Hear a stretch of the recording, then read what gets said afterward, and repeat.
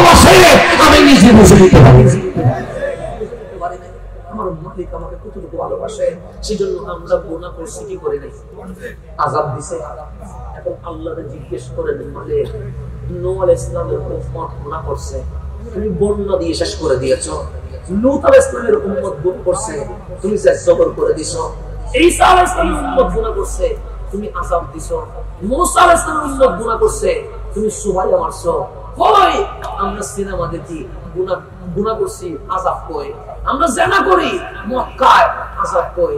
আল্লাহ বলে তোরা যখন গুনাহ করিস আমি আল্লাহ বড় কষ্ট পাই, আমার বড় রাগ হয়, আমারও আযাব দিতে ইচ্ছে করে।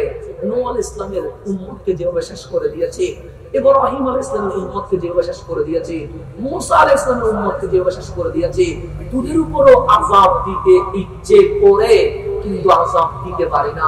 মালিক কেন? সুবহানাল্লাহু লিইউযিবাহুম ওয়া আনতা ফীহিম। হাবিব, আপনার উম্মত যেই পরিমাণ গুনাহ করছে আমি আল্লাহ আযাব দিতাম, কিন্তু দিতে পারি নাই, কারণ আপনি নবী তাদের মাঝে আছেন। ওরা যখন গুনাহ করে আপনি নবী সুখের বাঞ্ছা দিয়ে যখন বলেন মালিক উম্মত বুঝে নাই বলে গুনাহ করছে, তার দিকে না তাকায়া আমি নবীর সুখের পানির দিকে তাকায়া উম্মতকে মাফ করে দেন। হাবিব, আপনি কাঁদেন বলে আপনার উম্মতকে আমি আযাব দিতে পারি। নবীর কারণে আযাব পাই না, নবীর কারণে। না হলে এতক্ষণে আমি হাসান স্টেজে উঠছি, আমার গুনাহ যদি দেখতেন আমার আপনার টেনে ধরে নামাই ফেলতেন, কিন্তু আপনারা তো আমার গুনাহ দেখেন নাই। সেই জন্যই তো আমি আসার সময় তাকবীর দিয়েছেন, সেই জন্য তো আমাকে বসায়া ফুলের মালা দিচ্ছেন। আমার মালিক সত্তার বিদায়, আপনি আমার গুনাহ দেখেন নাই বিদায় এখনো স্লোগান দেন, কিন্তু আমি তো জানি আমি কত বড় গুনাহগার, আমি তো জানি আমি কত বড় গাদ্দার, আমি তো জানি আমি কত বড় নিমুখ হারাম, আমি তো জানি আমি রহমানের দরবারে কতটুকু গুনাহ করছি। যখন মাঝে মাঝে বলি মানে আমাকে ইজ্জত দিয়ে রাখেন না, আমার এলম আছে না, আমার আমল আছে না, আমার আখলাক আছে না, আমার চরিত্র আছে না, তোমাকে রাজি করার মতো আমার কাছে কোনো কোয়ালিটি আছে, তখন আমার মন বলছে হাসান তোর কারণে মালিক তোর ইজ্জত দেয় নাই, তোর কারণে মালিক তোর সম্মান দেয় নাই, কারণ তুই এমন নবীর কদমে গিয়েছিস যেই নবী কান্না করার কারণে তোর মতো একটা যুগ করে মালিক এত বড় সম্মান দিয়ে দিয়েছে। আমার কিছু নাই, আমার কিছু নাই, আমি যেখানে ছিলাম সেখানে চলে যাই। গভীর ভাবে খেয়াল করবেন, প্রথম মাদ্রাসা দিয়েছেন কে? ছাত্র ছিলেন রহমতুল্লাহ। এখন আমার রাসূল এসে বললেন বুইস্তু মুআল্লিমান, আমি ছাত্র নই, ডাইরেক্ট শিক্ষক হয়ে এসেছি। এখন আপনি কোরআন খোলেন, কোরআন নিয়ে তো কোনো মারামারি আছে? ও যেখানে ছিলাম সেখানে চলে আসেন, কোরআন নিয়ে কোনো মারামারি নেই। সূরা ফাতিহা খোলেন, ফাতিহা মানে ভূমিকা, ফাতিহা মানে ইন্ট্রোডাকশন, ফাতিহা মানে শুরু কথা। ফাতিহার পরে যে সূরা আছে ওই সূরার নাম কি? বাকারা। সূরা বাকারার প্রথম আয়াত আলিফ লাম মিম। এটা নিয়ে কোনো মারামারি আছে? কোনটার সাথে কি আছে? কোন প্রকার গ্রুপিং আছে? এখন বলেন আলিফ লাম মিম অর্থ আপনারা কি জানেন? জানেন না? এখানে যারা আছে ওরা কি জানে? জানে না। আমি কি জানি? না বলতে লজ্জাবোধ করার কিছুই নাই। আলিফ লাম মিমের অর্থ আমি জানি না। যদি বলেন আপনার বাবা উনি তো জামিয়া আহমদিয়া সুন্নিয়ার অধ্যক্ষ ছিলেন, উনি কি জানে? আমি বলবো আমার বাবাও জানে না, দুনিয়ার কোনো মুফাসসির জানে না, দুনিয়ার কোনো মুহাদ্দিস জানে না। আপনি যদি আমাকে আরো উপরে তোলেন আমি বলবো আলিফ লাম মিমের অর্থ জিবরিল আমিনও জানে। জিবরিল আমিনও সেখানে লেখা আছে হুরুফুম মুকাত্তিয়া, এগুলো হচ্ছে হুরুফে মুকাত্তিয়া। অর্থ কি? আল্লাহু ওয়া রাসূলুহু আলাম। এগুলোর অর্থ আল্লাহ এবং রাসূল জানে, এই ছাড়া অন্য কেউ জানে না।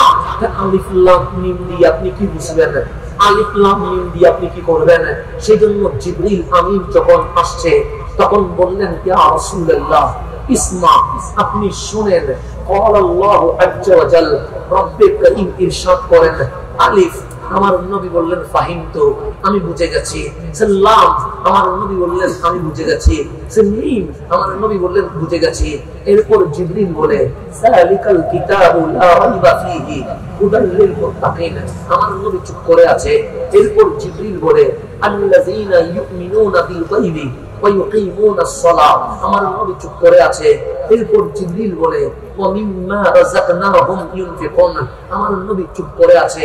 এরপর জিবরিল বলে ওয়াল্লাযীনা ইউমিনুনা বিমা উনজিলা ইলাইক। আমার নবী চুপ করে আছে। ওয়া মা উনজিলা মিন ক্বাবলিক ওয়া বিল আখিরাতি হুম ইউকিনুন। আমার নবী চুপ করে আছে। জিবরিল আমিন বলে একটা প্রশ্ন করব। আমার রাসূল বললেন অবশ্যই প্রশ্ন করো।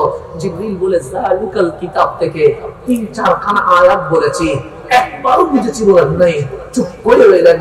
কিন্তু আলিফ বললাম, আপনি বললেন বুঝেছি। লাম বললাম, আপনি বললেন বুঝেছি। মিম বললাম, আপনি বললেন বুঝেছি। এই 3টা শব্দে বুঝেছি বললাম, বাকিতে চুপ রইলেন কেন?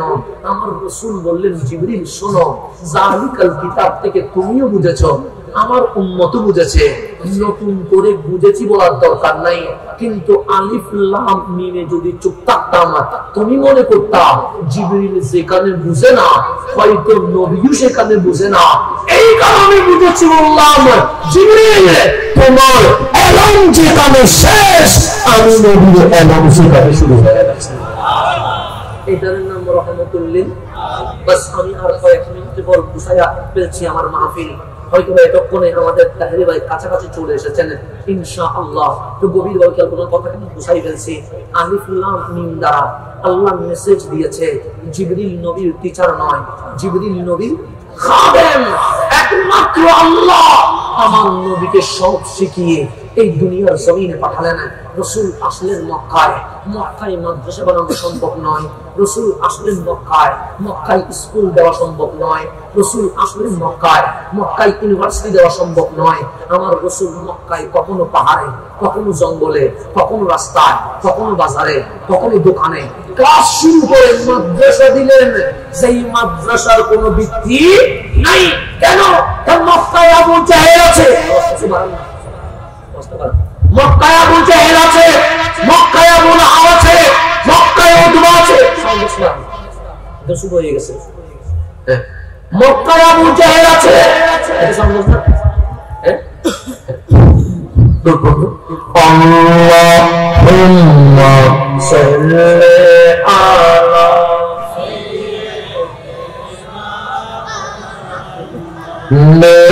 নবিয়ানা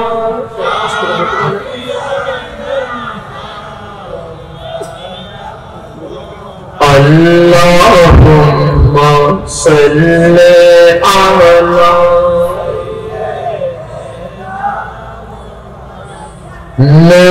nabiyana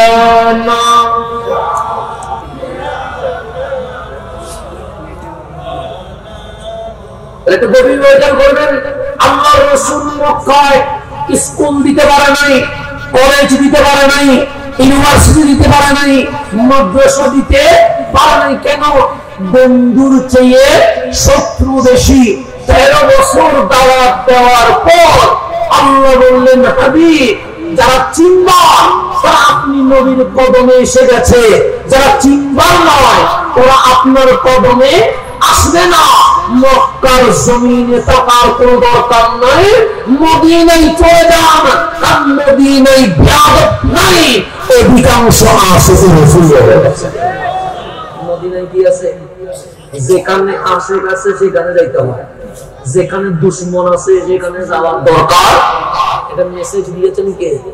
আল্লাহ বলে হাবিব মক্কার মানুষ চিনে নাই, যারা চিনবার তারা আসছে আপনার কদমে, যারা চিনবার নয় তারা আসবে। আপনি চলে যান মদিনায়।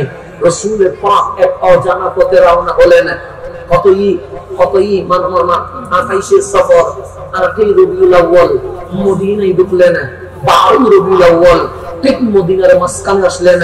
তখন আমার রাসূল দেখলেন ছোট ছোট বাচ্চারা রাস্তার মধ্যে লাফাইয়া লাফাইয়া বলছেন যে মুহাম্মাদুর রাসূলুল্লাহ সাল্লাল্লাহু আলাইহি ওয়াসাল্লাম, আমার কামলিওয়ালা চলে এসেছে। যুবকরা 2 লাইন হয়ে বলছে তারা আল বাদরু আলাইনা, আজ পূর্ণিমার চাঁদ উঠে গেছে। আমার রাসূল বুঝে গেছে মক্কায় শত্রু বেশি, মদিনায় বন্ধু বেশি। এই মদিনায় এসে সর্বপ্রথম মাদ্রাসা, সর্বপ্রথম স্কুল, সর্বপ্রথম কলেজ, সর্বপ্রথম ইউনিভার্সিটি আমার নবী নিজেই বানাইছেন, নাম দিছে মসজিদে নববী। নাম দিছে কি?